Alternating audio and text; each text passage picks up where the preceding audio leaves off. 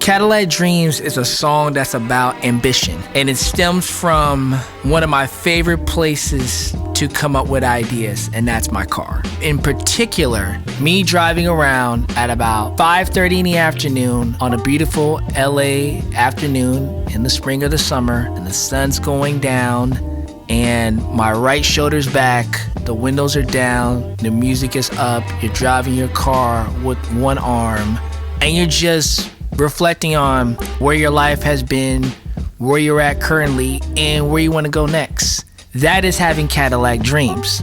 And you necessarily don't have to have a Cadillac to have Cadillac Dreams, but the whole idea of driving in a Cadillac with that imagery, brings about West Coast culture.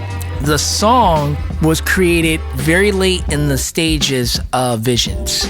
Made the beat actually in the den. This is summer of 2009, way before it became the Drake's Den that you all know today. The feel and the tempo of the beat was influenced by one of my favorite J Dilla remixes called Purple by a band by the name of Crustacean. Cadillac Dreams is one of my favorite songs we've ever written as a group because there's so much depth and storytelling and references that's going on in each of our verses. A couple that spring to mind is in Key's verse, his opening line is, "My pop died, yeah I cried cause I knew him too well. With him as my motivation, I would not fail." Key's father passed a couple months before we recorded Cadillac. So his father's legacy and his teachings, were so fresh, on his mind when he wrote and recorded his verse. For my verse, there are 4 particular bars that stick out to me the most, and that is, "They told me to go out and set the world ablaze. Don't they know I was Say Nation's protege?" Say Nations of Loyola, of course, connection with, my Jesuit, education roots from going to Loyola High School and spending time at LMU as well. Say Nations has this very famous line of "go out and set the world on fire." I made his reputation stirring up a ruckus even when I was being counseled on Douglas by Miss Duckett.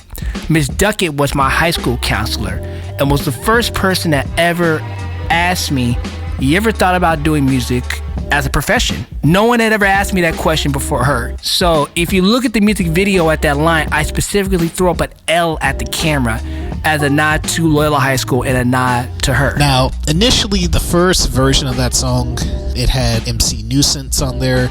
Shout outs to Percy. Nuisance is the older brother of my best friend of 25 plus years, Anthony. You know what? I've known cats for 20 plus years. I'm calling governments, okay? So Percy's on the record.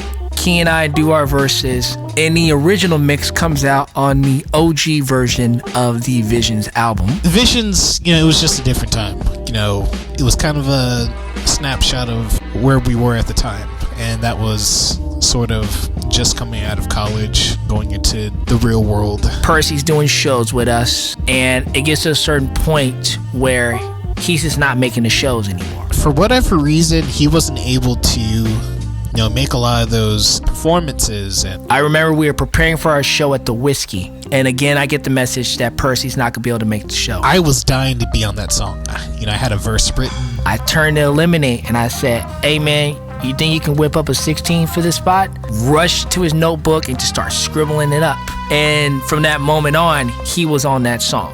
We ended up re-recording the record as a band, replaying everything when we did the Visions 2020 Mix album. That goes back to when H.F.P was in our full band iteration, when we just had a lot of motherfuckers on that stage. Cadillac Dreams is the very first music video we ever shot, and it was directed by Oishi Media, now known as Grub Life, which we also did system sound check and of course this that jam with. It was like, "Yo, Chuck, this guy, Marvin, aka DJ Duel, wanted to work with us."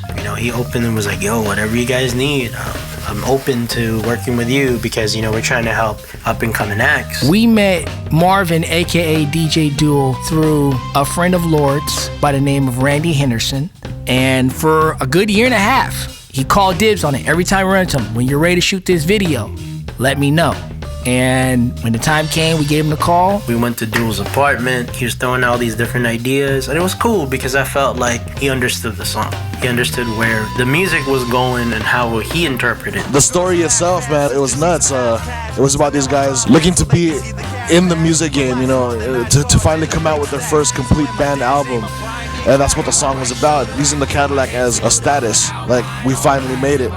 But not necessarily be completely in the game yet, but touching the surface of it. And that's where we came up with the concept of putting these guys in a car and having them chasing a Cadillac in the middle of the desert. And all the band members, made it to the video shoot. We all went to the wonderful city of Palmdale in the middle of the desert. The reason why we shot out there is for two reasons. One, there's a lot of space and we had to worry about permits. And two, more importantly, we needed a Cadillac. You can't have a video called Cadillac Dreams and there's no damn Cadillac in it. And I didn't want to use an Escalade. I wanted to use an old school Cadillac. Who was the only person in my life I knew with an old school Cadillac with that red color in my head that I wanted? My best friend of 25 years, Anthony. And that's his Cadillac that we're using in the video. I just remember having a great time. It was like, it was like the energy of doing a first music video. You know, we were just amped up in front of the camera and like, oh, it's our first video. And I kind of cringe when I'm rapping myself because I am lip syncing terribly. My lip syncing could have rivaled David Bowie's lip syncing on Soul Train. If you've not seen that footage, after you watch this, go to YouTube and Google David Bowie Soul Train, and you will see the magnificent lip syncing job that David Bowie did on Soul Train. I could have rivaled that in the video, but the biggest difference is anything that David Bowie does looks cool.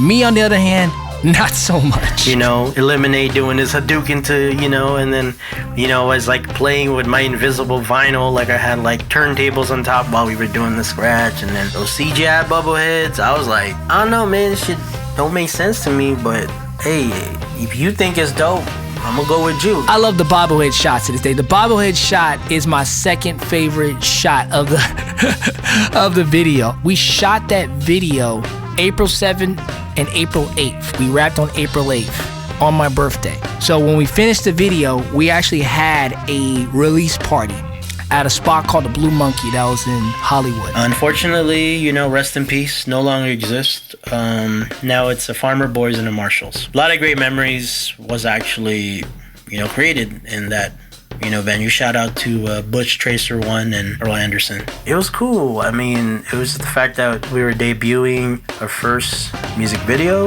with family and friends, and then we even had like some people come over that I didn't even expect that were going to be there. And then, we started, building with the community. I remember the band was the house band. They were playing jams and covers and stuff that night. And I remember later on that night, Lord and I also DJ'd after they showed the video. And there's a lot of people came through. It was a good time that night. And it was a celebration of a major accomplishment, which was our very first music video. So you're asking me, are we still Cadillac dreaming? Well, of course. But I think at a certain point, the dream is going to become a reality, and we're going to be driving that old Cadillac down them LA streets. But I think I'm going to get a Cadillac with a hybrid engine put in it, because that maintenance is going to be crazy.